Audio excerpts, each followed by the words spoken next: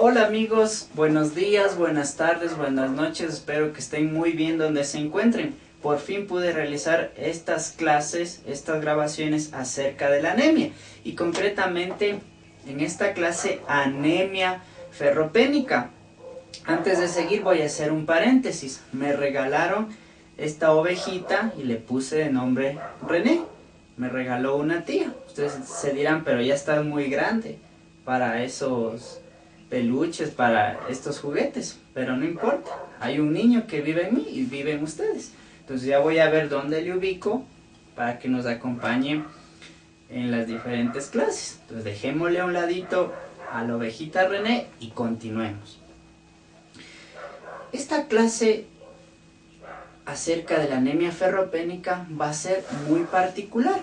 No me limitaré a describir los signos y los síntomas que pueden aparecer en la anemia ferropénica, sino que explicaré el por qué se producen esos signos y síntomas, amigos, para que ustedes puedan defenderse si algún doctor les pregunta en el hospital o en el ABP, es decir, en el aprendizaje basado en problemas, ¿por qué puede presentarle el paciente palidez, cefalea, palpitaciones, acúfenos, soplos, etcétera, en anemia ferropénica?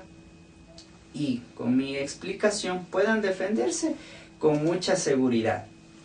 Como ustedes pueden ver abajo, el video dice fisiopatología de la anemia ferropénica.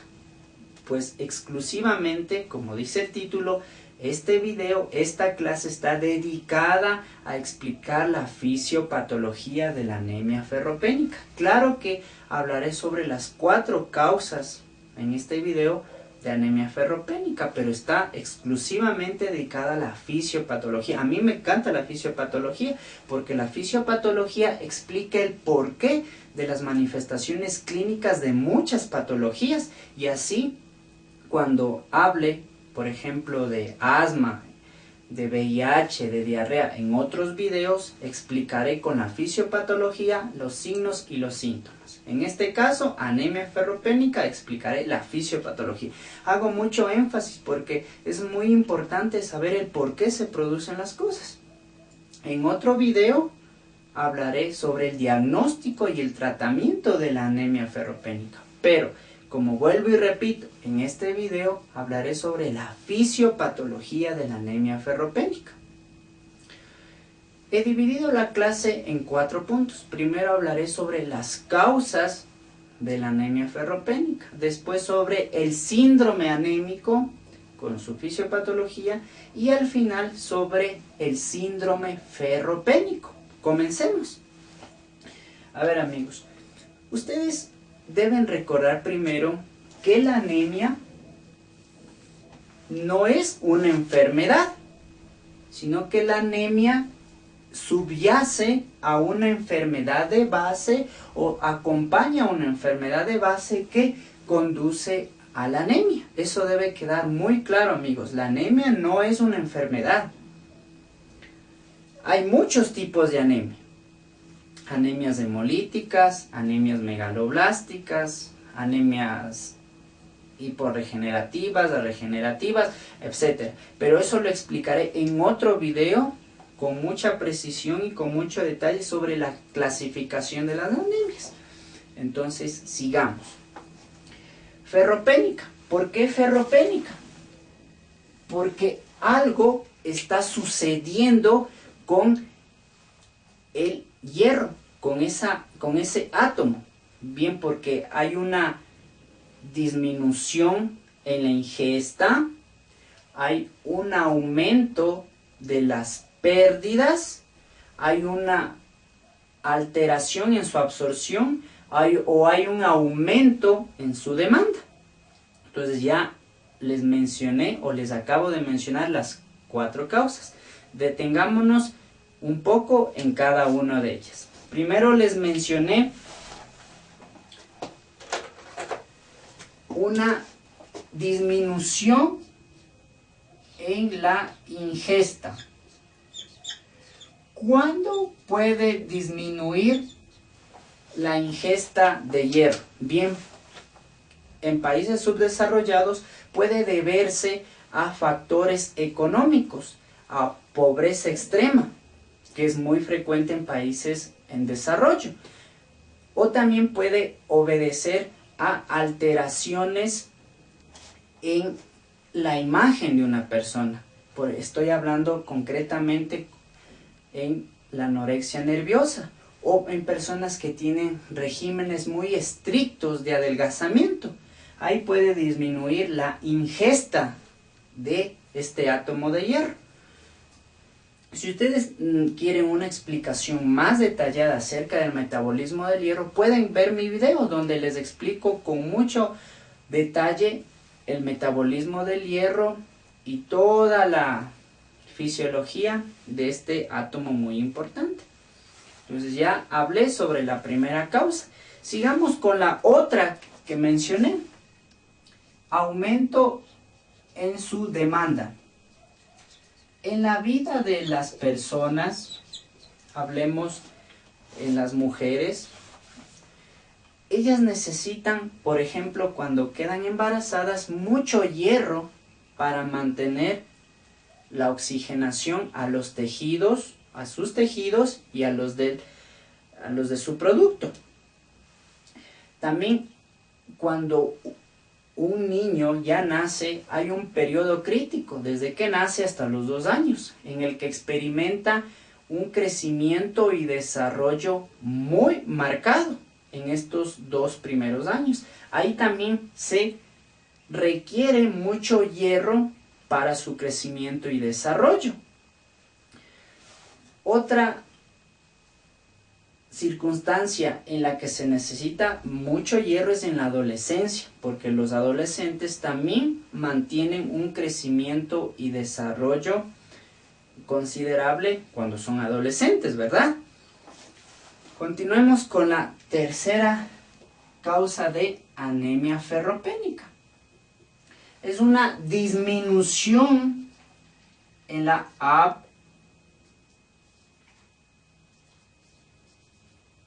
si estoy escribiendo bien, veamos, así creo que absorción. Aquí va la B. Absorción, muy bien, absorción. ¿Qué pasa con la absorción? En la absorción hay alguna alteración en los enterocitos o hay alguna alteración en el tracto intestinal que impide que el hierro entre a los enterocitos. Ejemplo, pacientes post-gastrectomía, es decir, que por diferentes circunstancias le extrajeron algún segmento del estómago o también algún segmento del intestino. Entonces ya no va a haber una absorción adecuada. O por ejemplo, las típicas parasitosis en países en vías de desarrollo. Entonces estos parásitos ocupan el borde o ribete en cepillo, se adhieren a los enterocitos e impiden la absorción. O también las típicas enfermedades inflamatorias. ¿Sí se acuerdan, amigos? Por ejemplo, enfermedad de Crohn, enfermedad celíaca, que impiden también la absorción de este átomo muy importante. Y la última o la cuarta causa es la pérdida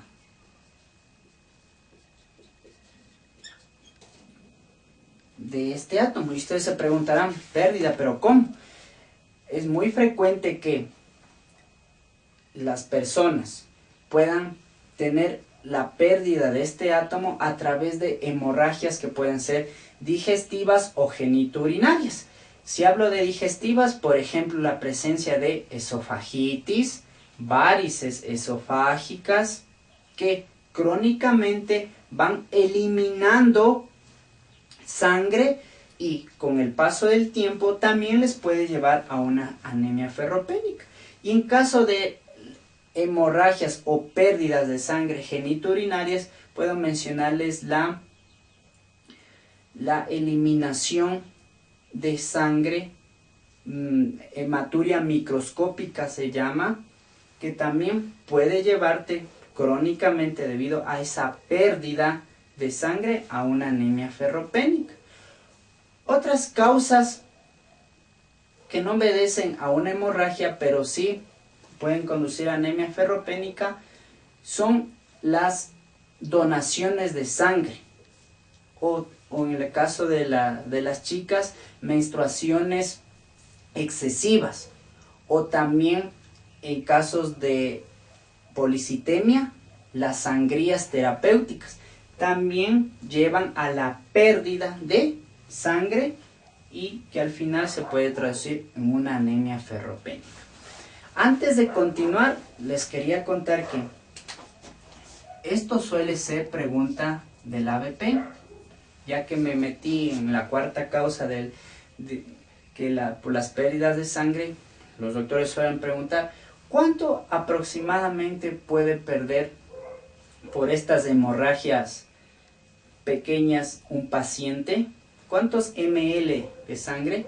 Aproximadamente pierde de 3, ya no vale ese marcador, pierde de 3 ml a 5 ml diarios. Suele ser pregunta del ABP, ¿cuánta sangre pierde crónicamente por vía digestiva estos pacientes? De 3 a 5 ml diarios. Si sabemos que un día, una semana tiene 7 días, entonces 5 ml por 7, 35. Y 35 por 4 semanas que tiene el mes, ¿cuánto estaría perdiendo al mes? 5 por 4, 20. 4 por 3, 12, 140 ml. Y si él pierde,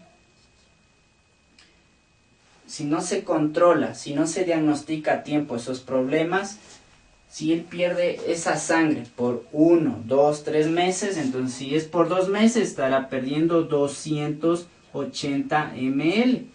Si es por 3 meses estará perdiendo 420 ml. Si se dan cuenta que mientras más pase el tiempo, la pérdida de sangre es más considerable y que al final se puede traducir en ¿qué?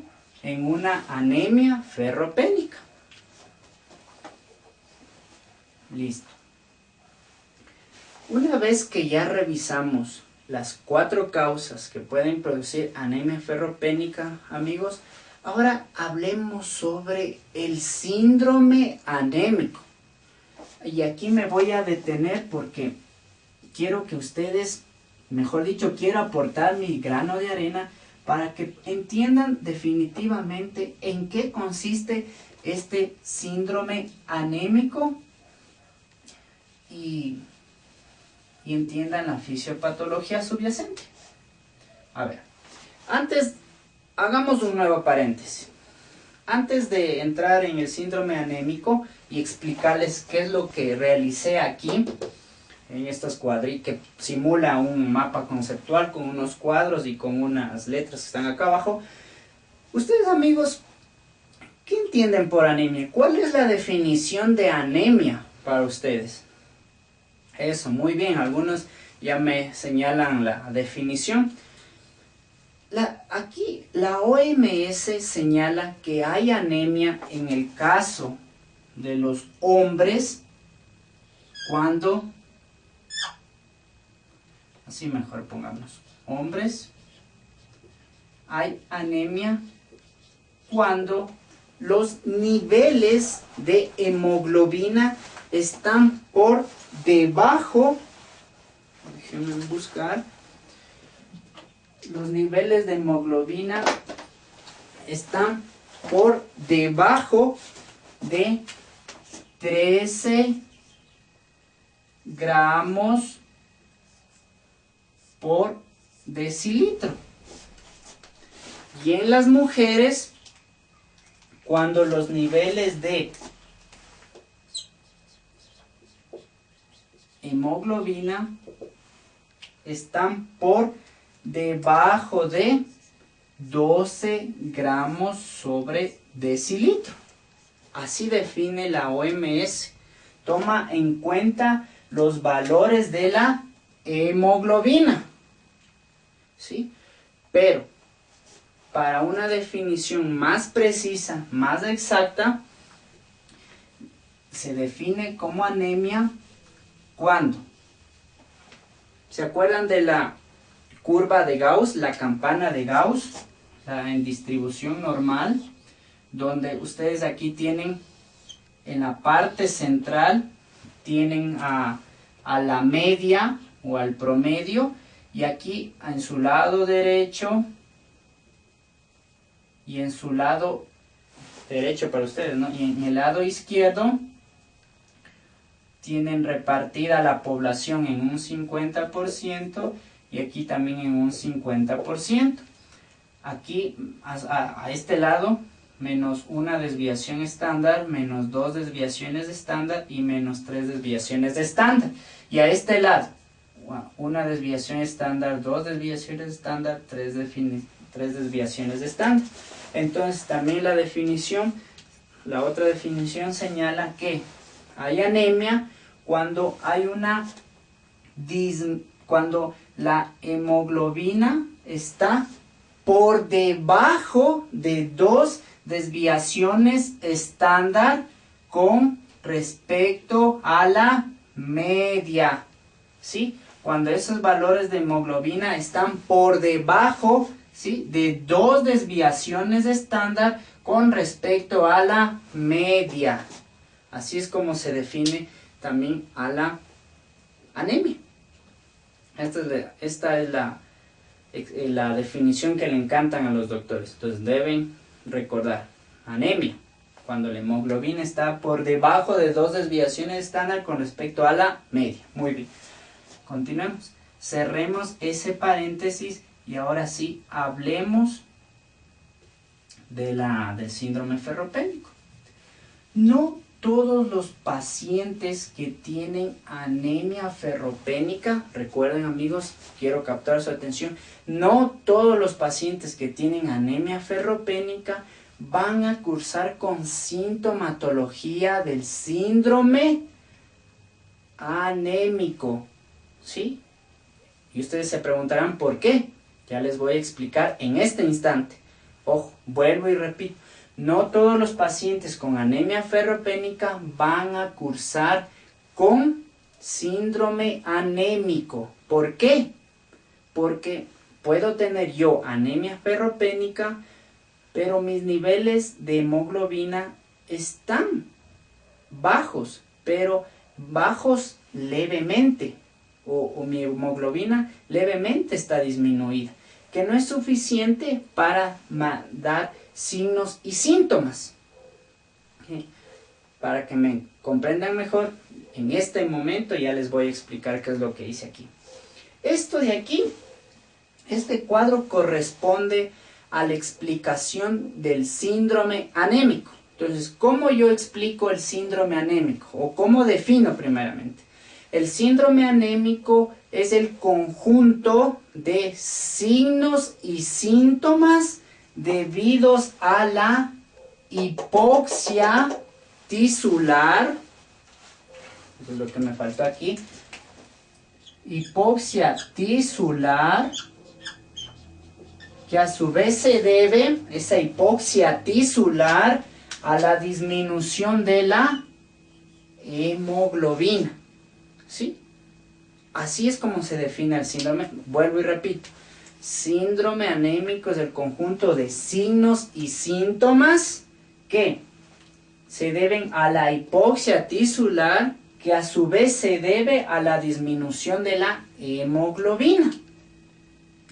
Pero hay factores, así como habían factores en la anemia, causas de las 4 causas de anemia ferropénica, aquí también hay factores que conducen al síndrome anémico. Entonces, por ejemplo, el primero es la magnitud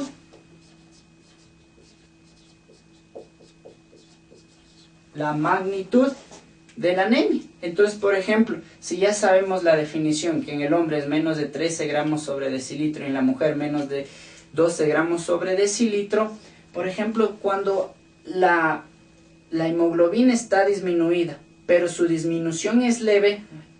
Utilicemos con datos para, por ejemplo, en un hombre. Si yo, por ejemplo, tengo mi hemoglobina entre 10 y 13, entonces gramos sobre decilitro, hemoglobina, estos valores no son suficientes para presentar una sintomatología, porque la hemoglobina todavía puede mantener oxigenado a mis tejidos y no son suficientes. Pero ¿qué pasa si, por ejemplo, mi hemoglobina está entre 8 y está y 10 gramos sobre decilitro? Ya voy a comenzar a presentar sintomatología del síndrome anémico, que ya les voy a explicar en qué consiste. Y por ejemplo, si mi hemoglobina es menor a 8 gramos sobre decilitro, obviamente, así yo esté en reposo, voy a presentar sintomatología del síndrome anémico, ¿sí? Porque si se dan cuenta que dependiendo de la disminución de la hemoglobina, dependiendo de la concentración de la hemoglobina, cuando se trata de una disminución leve no presento sintomatología, pero si la disminución de la hemoglobina ya es considerable, ya sea por ejemplo por una hemorragia intensa o ya sea por una pérdida excesiva en mi sangría terapéutica por la policitemia y pierdo mucha hemoglobina, ya se va a expresar esta sintomatología. Entonces, uno de los factores para que se presente síndrome anémico, ya les acabo de explicar, es la magnitud de la anemia. Sabiendo que en la definición de anemia, la hemoglobina cumple el papel principal en la definición. ¿Cuál es el segundo factor para que se presente el síndrome anémico? Es la velocidad de instauración.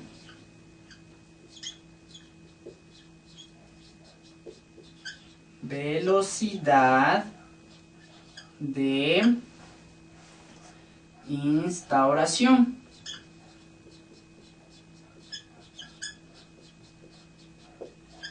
Por ejemplo, ya no vale este marcador,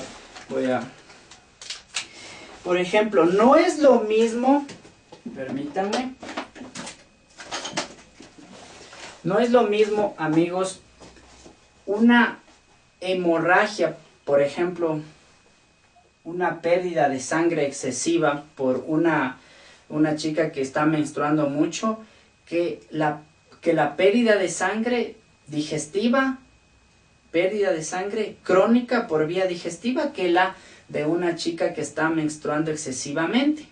Porque en una le da tiempo a la persona que está perdiendo por vía digestiva, le da tiempo para que los mecanismos de compensación actúen, mientras que en una pérdida aguda, en una pérdida considerable, el ejemplo de la chica que está menstruando excesivamente, no le da tiempo al cuerpo para que sus mecanismos de compensación actúen, reaccionen inmediatamente. Entonces también para que se presente síndrome anémico, el segundo factor es la velocidad de instauración. ¿Cuál es el tercer factor? Disculpan amigos si me notan inquieto, pero estoy buscando mi marcador y lo acabo de encontrar porque ya el otro ya se acabó y no se ve muy borroso. ¿Cuál es el tercer factor? Es la edad del paciente. Por ejemplo, no es lo mismo un niño con anemia o un adulto con anemia que un adulto mayor con anemia. ¿Sí sabían, verdad amigos? Ya no se dice anciano, sino es adulto mayor, porque tanto el niño como el adulto toleran mejor la anemia que un adulto mayor. Entonces, es obvio que por estos cambios fisiológicos del envejecimiento, el adulto mayor no tolere muy bien la anemia. Entonces en él el síndrome anémico se va a manifestar de una forma más clara en estas personas con respecto a la de un niño, un adulto, que el síndrome anémico muchas veces no se va a manifestar. ¿Cuál es el cuarto factor para que se presente síndrome anémico? Es la presencia de otra patología.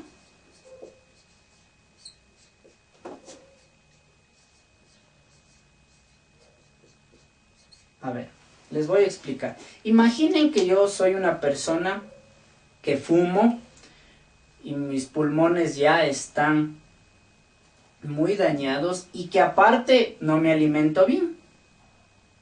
Y que aparte tengo problemas de mala absorción. Tengo una enfermedad de Crohn.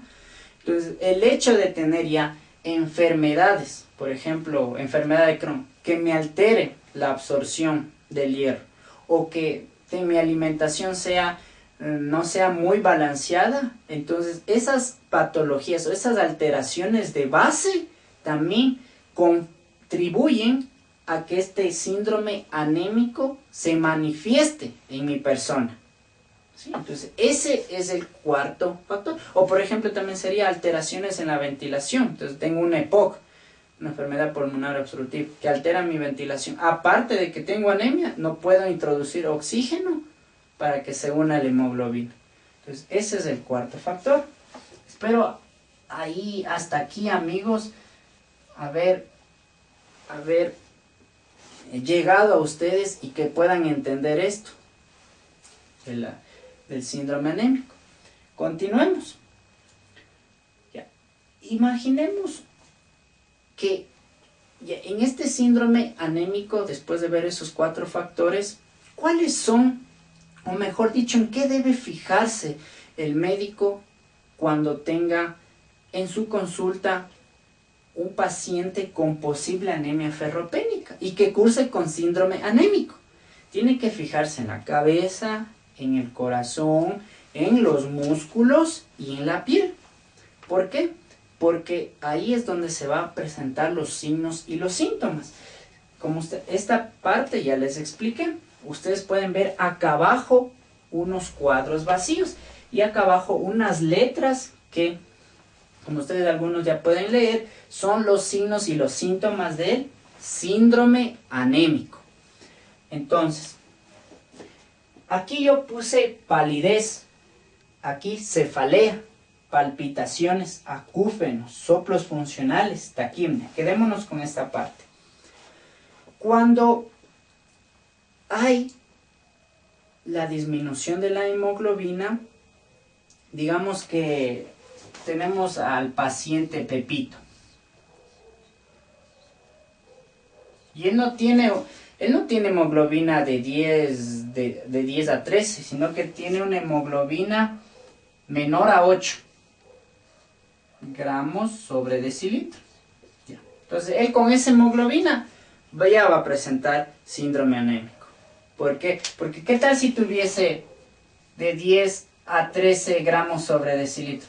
¿Presentará síndrome anémico? No, no necesariamente. Porque los niveles de hemoglobina todavía son suficientes para mantener oxigenado a los órganos.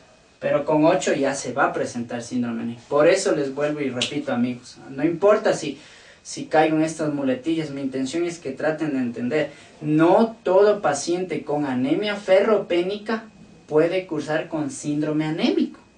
Que curse con síndrome anémico no va a depender de los niveles de hemoglobina. El Pepito ya tiene una hemoglobina de 8 gramos sobre decilitro, entonces ya es suficiente para presentar toda esta sintomatología. Ya. Entonces, cuando hay síndrome anémico, ¿qué es lo que hace nuestro cuerpo? Hay mecanismos de Compensación, como les puse aquí. Mecanismos de compensación que se manifiestan debido a la hipoxia tisular e hipoxia tisular que se debe a la disminución de la hemoglobina. Mecanismos de compensación que se manifiestan en tres cosas. Y esto quiero que presten mucha atención. El primero, hay una redistribución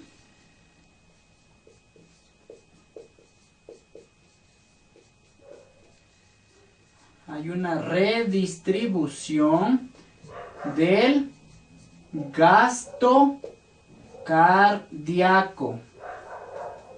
Muy bien. También hay un aumento del gasto cardíaco. Y también dentro de los mecanismos de compensación hay una estimulación del centro respiratorio.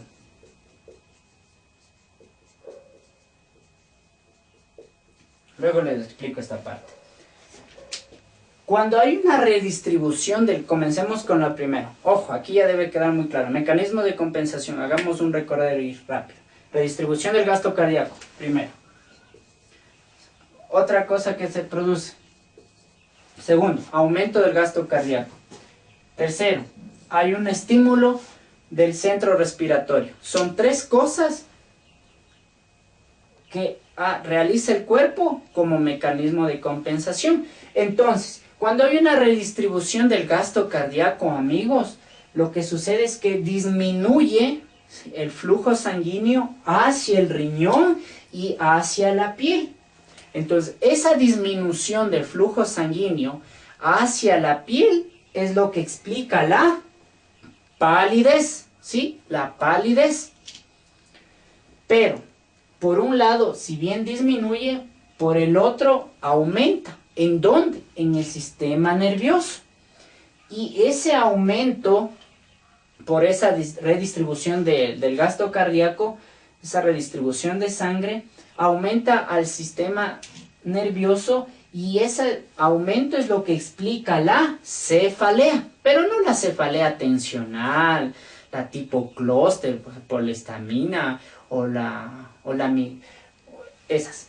No esas, sino una cefalea de tipo vascular. ¿Debido a qué? Al aumento de flujo en el sistema nervioso. Eso es lo que explica. Ese aumento explica la cefalea. Muy bien. Ahora, ya les hablé de redistribución del gasto cardíaco. Ahora hablemos del aumento del gasto cardíaco. El otro mecanismo de compensación. Ese aumento del gasto cardíaco es lo que explica las palpitaciones, explican los acúfenos, explican los soplos funcionales, ¿sí? Acúfenos, acuérdense que ustedes revisan un libro de medicina interna, hay acúfenos subjetivos, objetivos. Estos acúfenos son objetivos. Estos acúfenos, esos sonidos que el paciente percibe, son por un aumento del flujo sanguíneo local, ¿sí? Esto es lo que sucede. Los soplos funcionales, ¿qué pasa con los soplos? Los soplos, estos no son patológicos, no hay una alteración en la estructura de las válvulas, de los tabiques, no, sino es porque la sangre, debido a la disminución de hemoglobina, se vuelve más fluida y aumenta su velocidad por el sistema circulatorio. Y estos soplos funcionales son explicados por ese aumento del gasto cardíaco. La sangre es más fluida, la sangre circula con mayor velocidad y por eso se producen esos soplos funcionales, amigos. ¿Qué pasa con el estímulo del centro respiratorio? ¿Por qué el aumento el estímulo del centro respiratorio es lo que explica la taquimia? Pero ¿por qué se produce taquimnia? Porque debido a que hay una disminución del oxígeno en los tejidos, se produce ácido láctico. Y ese ácido, pongamos aquí, ese ácido láctico es lo que explica la taquimia, porque este ácido láctico estimula el centro respiratorio y se produce como manifestación clínica la taquimnia. Muy bien, entonces amigos, espero que en esta parte hayan comprendido y hayan entendido y que quede muy claro para que puedan saber, puedan defenderse cuando les pregunte. Entonces esta parte está explicada. Así como hay mecanismos de compensación, también hay efectos directos de la hipoxia tisular debido a esa disminución de hemoglobina. En el sistema nervioso y también en los músculos. Efectos directos. ¿Qué pasa en el sistema nervioso como efectos directos debido a la hipoxia tisular? Hay una disminución en la capacidad de concentración del individuo. Hay una visión borrosa. ¿Sí? ¿Qué pasa en los músculos? Hay astenia, hay dolor, y todo esto, tanto en los músculos como en el sistema nervioso, explicados ¿por qué? Por la hipoxia tisular. Entonces amigos, hasta aquí está explicado todo el por qué se producen esos signos y síntomas en el síndrome anémico.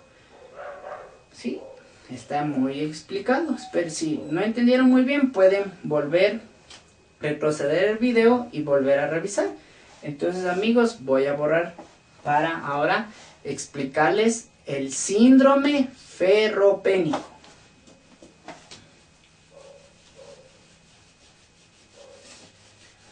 ¿Alguien de ustedes ya conoce en qué consiste el síndrome ferropénico? Y que se correlaciona con el síndrome anémico y que puede estar dentro de... y que ambos pueden estar presentes en la anemia ferropénica. A ver, voy a comenzar desde aquí. Entonces, el síndrome ferropénico, como su nombre indica, es porque ferropenia, hay un balance negativo en el metabolismo del hierro. Comencemos desde ahí. El metabolismo del hierro se puede ver alterado de forma cualitativa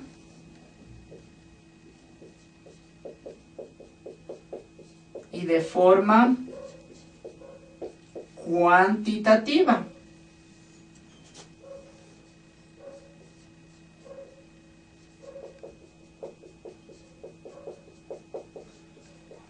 En este momento lo que nos interesa es el metabolismo del hierro, o mejor dicho, alteraciones del metabolismo del hierro en su forma cuantitativa. Bien puede ser cuando digo cuantitativo es porque hay una disminución del hierro en nuestro organismo, o hay un aumento o una acumulación excesiva. Y dentro de la disminución del hierro está este síndrome ferropénico. Porque a este otro lado, ¿qué se va a encontrar? La acumulación excesiva, la hemosiderosis.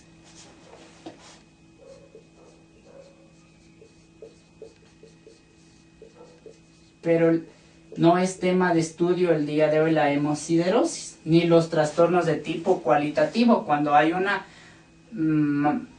redistribución inadecuada en los compartimentos de nuestro organismo. el tema de explicación y de estudio hoy, perdón si me salen chuecas estas líneas, el tema de estudio el día de hoy es este, el síndrome ferropénico, una disminución de hierro, una alteración de tipo cuantitativo, síndrome ferropénico. Muy bien, está claro hasta ahí, ¿verdad, amigos? Eso, perfecto, esa aptitud me gusta. El síndrome ferropénico se puede separar en 3 estadios. Por ejemplo, en el estadio 1.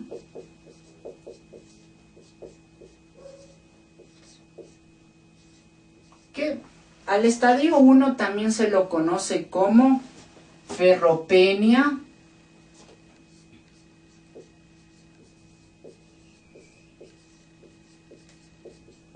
prelatente. Entonces, amigos, en el estadio 1, ustedes como ya vieron en el video de metabolismo del hierro, ¿dónde se almacena? En médula ósea, eso muy bien. En el vaso, eso muy bien. Y también en el hígado. Entonces aquí en el estadio 1, el síndrome ferropénico, en el síndrome ferropénico hay una disminución de las reservas.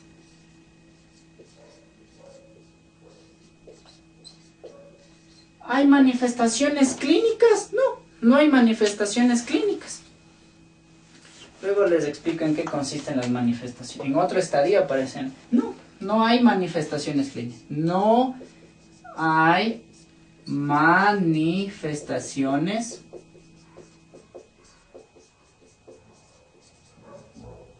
clínicas.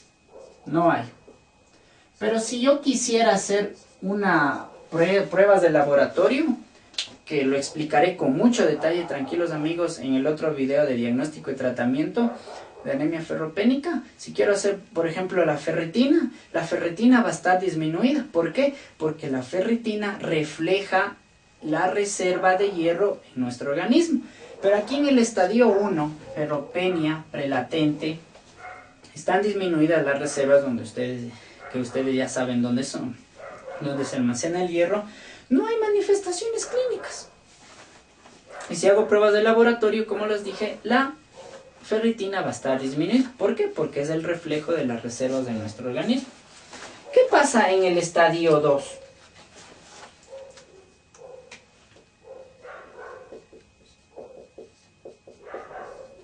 Aquí también se la denomina ferropenia latente. Aquí ya este estadio para muchos contigo, ya no hay reservas de hierro. No hay, amigos, no hay. Entonces, aquí es donde ya se presentan manifestaciones clínicas.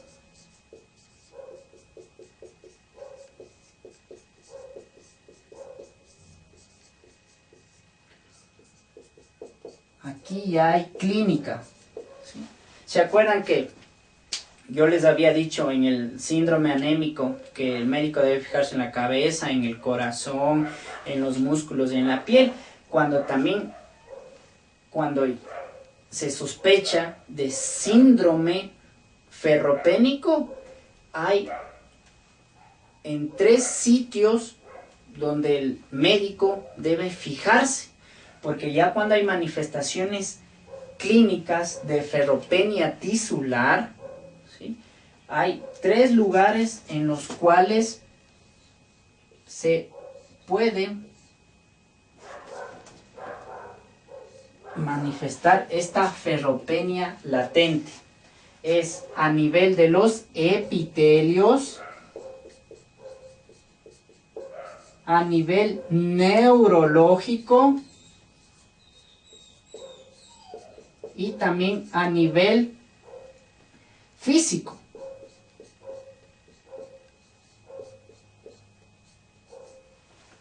Entonces, a nivel de los epitelios, ¿por qué hay? ¿Cuál es la explicación para decir que hay manifestación clínica? Acuérdense, amigos, el hierro es muy importante para proteínas, para metaloenzimas que necesitan de este metal para ejercer actividades metabólicas, para ejercer su función, que sin el hierro no pueden realizar estas metaloenzimas sus funciones. Entonces, a nivel de los epitelios, comencemos desde arriba hacia abajo. Va a haber alteraciones en el cabello. Entonces, el paciente puede presentar caída del cabello, puede presentar cabello quebradizo, alteraciones también a nivel de la esclera. ¿A qué me refiero con esto? La esclera se vuelve azul. ¿Por qué? Porque se transparenta la coroides. También puede haber alteraciones a nivel de la lengua. La lengua se vuelve roja. Las papilas desaparecen. Entonces, hablamos de una glositis. Una lengua inflamada, rosa y sin papilas. También a nivel de las comisuras, alteraciones, presencia de fisuras o ulceraciones, lo que llamamos una estomatitis angular.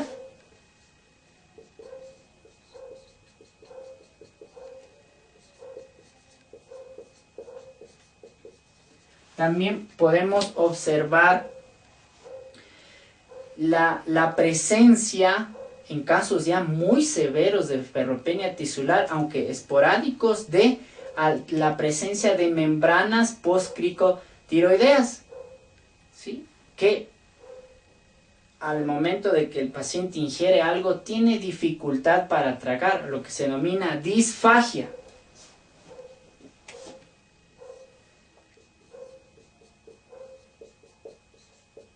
Y aquí hagamos un paréntesis. Cuando digo disfagia, aquí ya hay algunos elementos que forman parte de un síndrome que se llama el síndrome de... Eso, muy bien, alguien ya mencionó, ¿eh? Síndrome de Plummer-Vinson. ¿En qué consiste? El síndrome de Plummer-Vinson consiste en ferropenia, en glositis,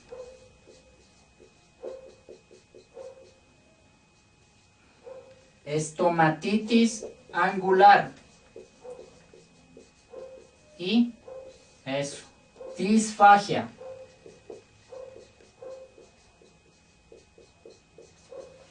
Aunque esporádico, pero puede presentarse en un síndrome ferropénico. No es que si yo tengo anemia ferropénica y voy a presentar esto.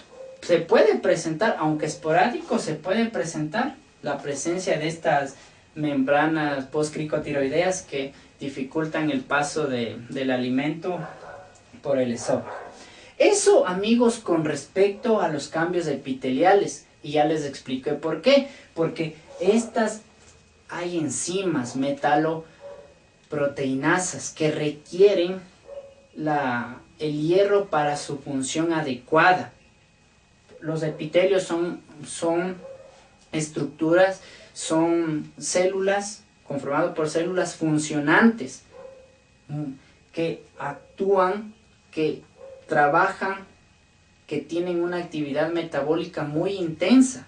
Entonces, si hay carencia en las células, en estos epitelios de estas metaloproteinasas, entonces se pueden manifestar toda esta clínica. Antes de seguir a las neurológicas, hay algo más. Se puede presentar eso, muy bien. La coiloniquia.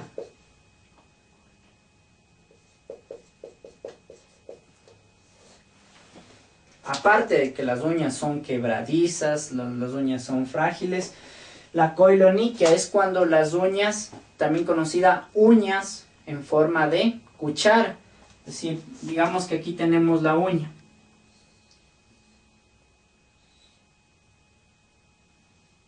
Pues aquí miren esta concavidad, digamos que es el dedo, la falange distal, y aquí está la uña. Las uñas no solo se aplanan, sino que se deprimen. ¿Y cuál es la explicación de la coilonychia? Suele ser pregunta de la BP. ¿Qué explica la coilonychia? Para que la uña, miren amigos, para que la uña tenga, imaginemos que este es un dedo. Y aquí está la falange proximal, media y distal. Y esta es la uña. Imaginemos que este es un dedo, el índice. Para que la uña mantenga su estructura íntegra, se requieren de factores. Para que la uña sea resistente y dura, se requieren factores. Por ejemplo, y uno de esos factores, aparte de las membranas celulares dobles, las uniones intercelulares, se requiere cisteína o la presencia de azufre en forma de cisteína. ¿Se acuerdan que la cisteína es un aminoácido? Se requiere la presencia de azufre para formar puentes disulfuro en la uña para que sea resistente. Entonces se señala, se dice que en la coilonychia hay una disminución de el azufre